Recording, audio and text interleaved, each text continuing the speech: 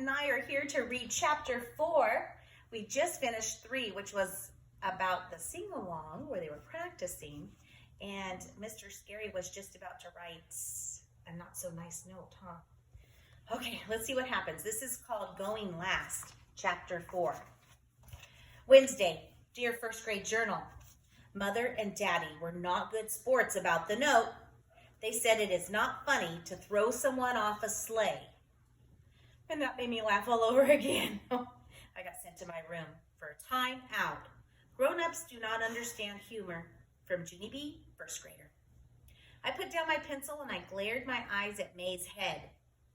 She did not look up from her journal.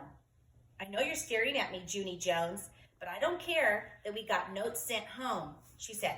My mother was proud of me. In fact, she said that you deserved to get tattled on.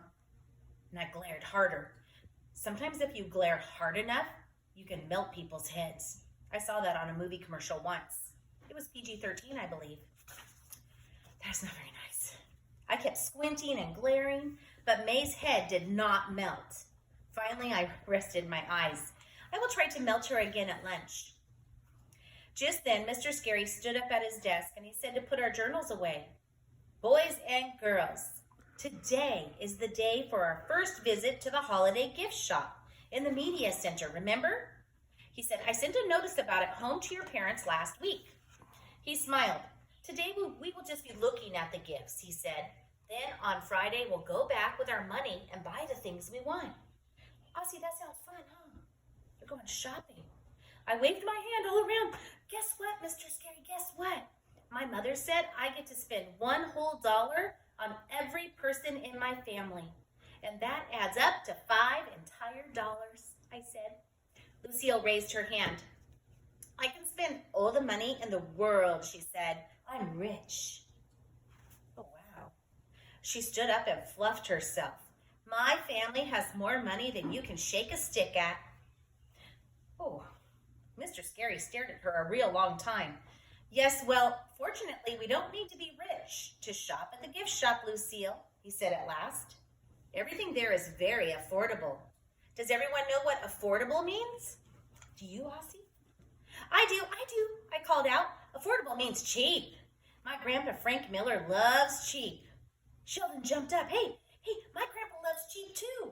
My grandma calls him cheap old Ned. Mr. Scary did a chuckle. Before we go to the gift shop, we're going to draw names for our Secret Santa gift party. That way, you'll be able to look for your Secret Santa gifts while you're down there too, he said. We've been talking about this party all week. Can anyone tell me the most important rule about being a Secret Santa?